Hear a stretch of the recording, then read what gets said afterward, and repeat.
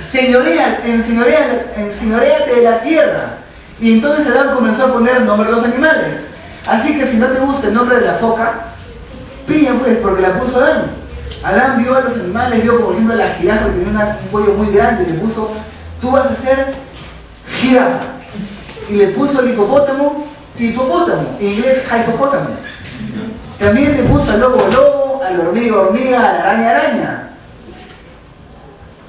etcétera, etcétera, etcétera. Entonces el hombre es el que en un principio era, digamos, el señor de la tierra.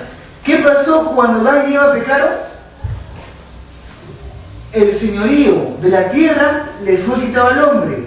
Y hoy, ¿quién es, entre comillas, el Señor, el Dios con minúscula bien chiquita de este mundo? Satanás, exactamente. Y vimos en esos versículos que sobre quién o quién va a tener la potestad en el mundo venidero, o sea en el futuro, nuevamente el hombre. ¿Por qué? Porque cuando Jesucristo reina aquí en la tierra, nosotros vamos a ser reyes y reinas. Y eso era una promesa para nosotros, ¿verdad? ¿Se acuerdan? Ahorita Jesucristo está como rey, ¿verdad? Pero está como un rey exiliado, porque pocos sujetos, es decir, nosotros que somos, digamos, sus súbditos, pocos de nosotros estamos sujetados a Él, somos leales a Él. El resto del mundo, no, ¿verdad? Cuando Jesucristo venga por segunda vez, su reino será consumado. Y ese día, toda rodilla se doblará delante de Jesucristo. ¿Amén?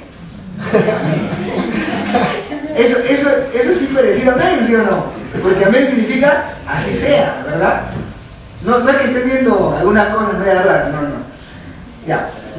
Ahora sí, vamos a comenzar con el versículo 10.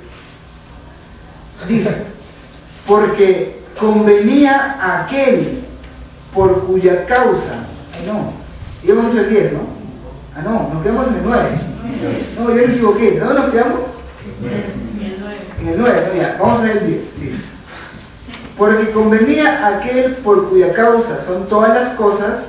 ¿De quién creen que está hablando ahí? Porque convenía a aquel por cuya causa son todas las cosas.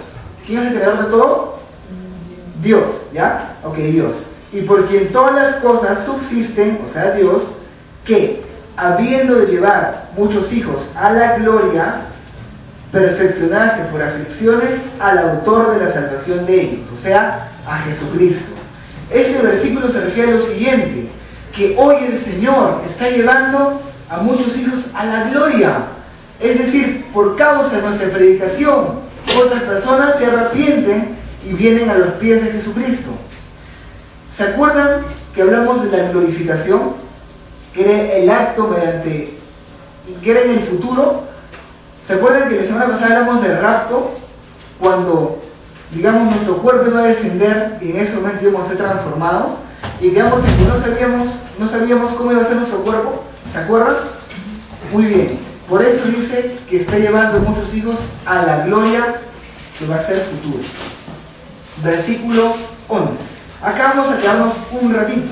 Y quiero que vayan a sus hojitas, por favor. Hay como un mapa conceptual, ¿verdad? Ahí dice primero la predestinación. ¿Se acuerdan cuando hablamos de la cadena de la salvación? ¿Se acuerdan o no? Muy bien. Lo primero era la predestinación, que era el hecho mediante el cual el Señor, desde antes de la fundación del mundo, ya sabía que Cristian iba a ser cristiano. Ya sabía que Lisbeth iba a ser cristiana, que Hitler iba a ser cristiano. Dios nos predestinó, nos escogió a nosotros, miserables pecadores, para Él. ¿Qué sigue después de la predestinación? Vamos a completar. El llamado. El llamado eficaz. Ahí parece que dice F, ¿no? Ya, pero si se comió el cuadradito. El cuadradito chiquito. Tiene que decir el llamado. El llamado es el hecho cuando Dios te dice, Chuchuá, es momento que vengas a mí. O le dice, Pedro, es momento que vengas a mí. Y en ese momento el tofi de los oídos de Pedro se sale. Y las costras y las lagañas de los ojos de Pedro también se salen. Es el momento en el cual, por ejemplo, no sé, pues, por ejemplo, Febe le dice a Pedro, Pedro, eres pecador, arrepiéntete. Y en ese momento Dios lo llama y se sale todo. Y Pedro dice, voy a recibir a Jesucristo en mi corazón. El llamado eficaz, el llamado irresistible de Dios. Él llama y tú no puedes resistir, solo respondes y te vuelves cristiano. De ahí sigue, ahí dice, parece que dice una IA, ¿no? Pero es una L. ¿Qué sigue el llamado? La justificación. La justificación, ¿se acuerdan qué era? Era el acto mediante el cual tú le dabas tus pecados a Dios, ¿verdad? Y Dios te daba su justicia, de tal manera que el Señor dice, cuenta saldada, tus pecados han sido borrados, ahora yo llevo tus pecados. Y de tal manera que cuando tú estés delante del Señor, del Dios, Él te va a ver justo, te va a ver santo, sin pecado, sin mancha. Ahora hay un cuadradito ahí que lo he puesto con negrito. ¿Qué creen que dice ahí? Vamos a dejarlo ahí, ¿eh?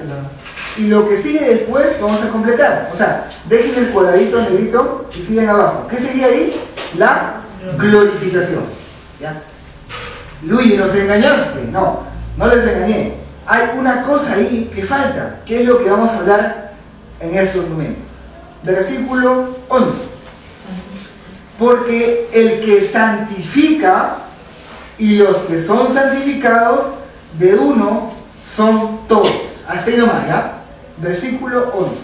Porque el que santifica y los que son santificados, de uno son todos.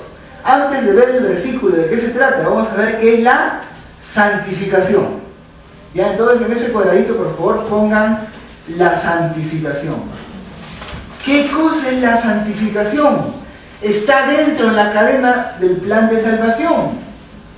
¿Alguien sabe qué es santificación? La santificación es lo siguiente. En hebreo, kadash, y en griego, hayasa. Hayasa significa apartado, separado. Y ahí en su cuadradito de doble espacio, no sé cómo sería eso, donde dice la santificación, en ese espacito de abajo pongan apartado, separado, consagrado a Dios y para su servicio. ¿Ya? Apartado, separado, consagrado a Dios para su servicio. Ok. Ahora, en el cuadrito dice dos cosas, ¿verdad? Dice posicional y dice experimental. ¿Ya?